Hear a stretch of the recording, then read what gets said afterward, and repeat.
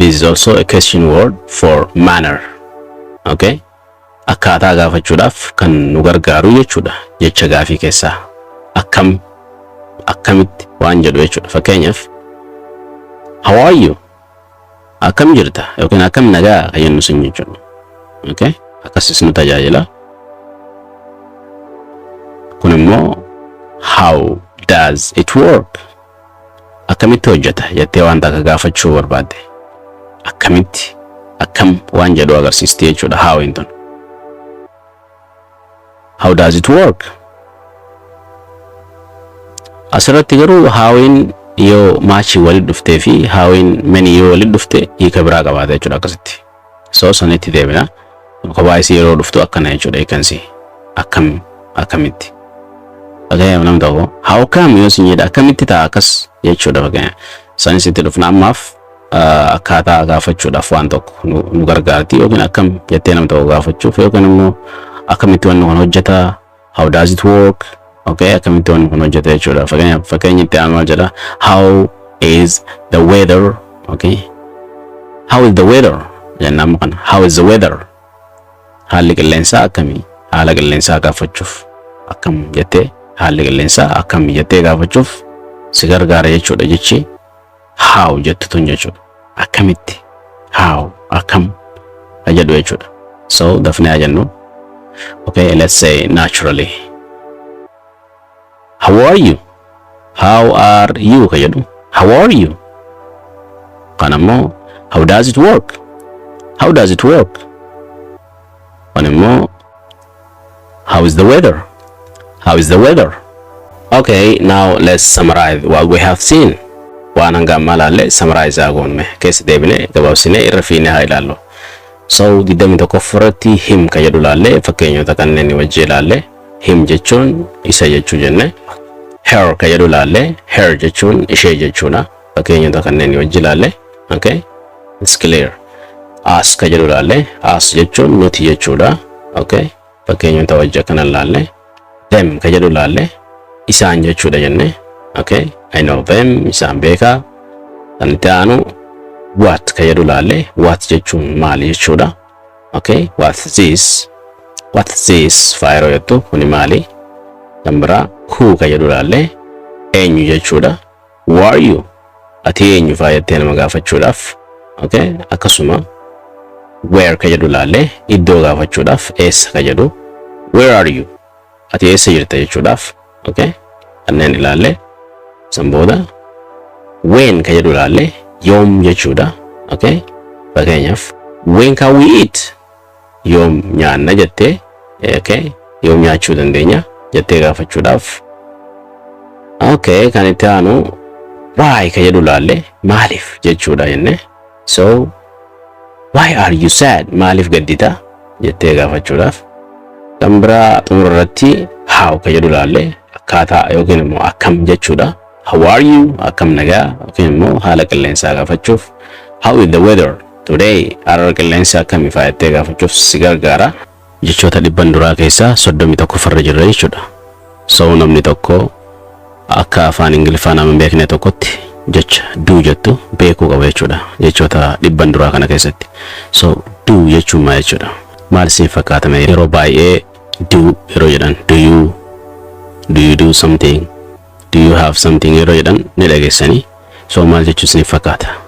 Do means to act or to perform something. Do jechuun wanta akka godhuu yookiin immoo dalaguu jechuudha. Hiikaanis beeziin jechuudha. Okay, faayidaalee hedduu qabdi. Haasawaa Ingiliffaa keessatti iddoo adda addaatti nu tajaajilti. So ammaaf akkanatti haa qabannu. Hiikni isaa kana jechuudha. Dalaguu yookiin immoo wanta akka godhuu jechuudha yookiin immoo hojjechuu jechuudha. Okay, for example fakkeenya kana ilaallu. I do my homework jedha. I do my homework. Asirratti homework yeroo jennu hojii manaa jechuudha. Maayin kiyyaadha. So I do yeroo jennu maal jechuudha? Ani hojii manaa kootiin ani hojii manaa kootii nan hojjedha yookiin nan dalagaa jechuudha. So hima kana hiikni isaa maali? Ani hojii manaa koo nan dalagaa jechuudha. Tokko tokkoon kan ilaallu yoo ta'e I do nan godha yookiin nan hojjedha. My kan koo maal homework hojii manaa koo nan hojjedha yookiin nan dalagaa jechuudha. Okay, so doon kana fakkaatti jechuudha faayidaan isii kan jalqaba. Okay, dafne jechuudhaaf I do my homework. I do my homework. Okay, kan itti aanu fakkeenyi itti aanu kana jedha. What do you want jedha. So suuta jennee miti amma akkaataan amma itti jenne suuta jedhama. So dafne jechuudhaaf what do dura maal goona tiita na maal goona jenne silent goona. What do you want? What do you want? What do you want? What do you want? Yetteetis tii kana si mul'istu jechuudha yeroo daftee jettutti. Maal jenne? Let's repeat it. What do you want? What do you want? So maal barbaadda jechuudha. Okay, inni itti aanu do it now.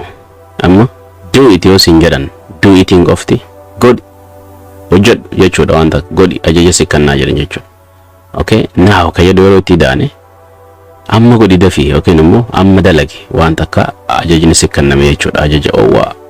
So do it now yeroo jedhamu polite miti if keessa akka lolaa qabdi jechuudha. So do it godhi hojjedhu waan san si ajajaa jira jechuudha namni sun yeroo san si gubbaa dhaabbateeti. So do it now yeroo sin jedhe daranuu hammeessee jira jechuudha. Amma godhi dafii sin jechuu jira jechuudha. Dafii jechuu baatullee so maal agarsiisa akka ati waan san gootu pressure si godhaa jira jechuudha dhiibbaa sirra geggeessaa jira. So do it now amma dalagi yookiin amma godhi waan san wanti sun maal akka ta'e siifi namicha walitti haasa'utu beekaa jechuudha. Wama fedhe ta'uu danda'a whatever it be jechuudha. So mee irra deebinee al tokko waliin haa dubbisnu yookiin waliin haa jennu pronunciation isaa ene. I do my homework. What do you want? Do it now. Do it now. Okay, akkaataan itti jennu akkana yoo ta'u let's move to the other one. Kan itti aanutti yeroo dabarru akkana jedha 32 jechuudha. Jecha go jedhu beekuu qaba nam tokko. Akka barataa Ingiliffaa amma eegalutti jecha go jettu namuutu beekuu qaba jechuudha. So go. Go jenna. Go jechuun go means to move from one place to another. Okay, iddoo tokkorraa gara iddoo biraa deemu jechuudha yookiin immoo deemu jechuudha. Kun amma explanation isaatiin isin hiike. So afaan keenyaan go jechuun maali deemuudha ni beektan namuuti. Jecha kana namni hin beekne takkeedha jedheeti yaada. So go jechuun deemu yookiin immoo adeemsa jechuudha. Fakkeenya wajji kan ilaallu yoo ta'e akkana jedha. I go to school. I go to school. Ani gara mana barumsaan deema jechuudha kun amma. I go to school. I go to school. Gara mana barumsaan deema akkasi jenna jechuudha. Okay, kun maal jedha? She goes home. She jennaan maaliif go qofan jenna akka asiititti yoo kan jettan ta'e sababa subjectiin yookiin immoo mataan hima astaa'u kana qeenxee yookiin immoo singular waan ta'eef.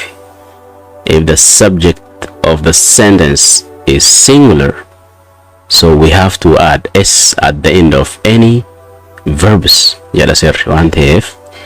Okay, hogga mataan hima sanii akka amma shii jennu kun mataa hima kanaati. Ishii jechuun takka waan taateef verbiin gocha agarsiistuun jechuudha itti aantee bamaqa kanatti dhuftu yookiin immoo mataa hima kanatti aantee dhuftu s dabalachuu qabdi jedha sirri. Asirratti ayin akka pluraalitti ilaalamti. Jara kaan keessatti warra pluraal keessa ramadamti. Ayin tokko taatullee jechuudha isiin exceptionidha. So kanaaf asirratti she yoo jedhe it yoo jedhee fi akkasuma he yoo jedhe jara sadeen kana yoo fide yeroo hundaa'u verbiin itti aanee dhufu. Okay, go ka jedhu es dabalatee dhufe es goes jedhee jechuudha. Goes akkuma does. So yeroo hundaa'u s itti dabaluu qabna yookiin immoo es itti dabaluu qabna jechuudha. Okay, depending on the verbs that we're using. Verbi nuti itti fayyadamnu irratti hundaa'uudhaan garii isaa es itti daballa garii isaa s itti daballa jechuudha kan barbaachisu. So maal jenna? She goes home. She goes home.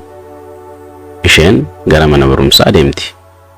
Maalifi asirratti simple present dha because it's habitual action waan namni kun guyyaarraa deddeebi'ee godhu himu jirra waan ta'eef sababa saniif waan darbe sii miti wanta namichi guyyaarraa godhu routine isaa himu jirra jechuudha. Okay, so fakkeenya xumuraa let's go jedha. Let us asirratti yuutu badee okay yidduu tana jechuudha.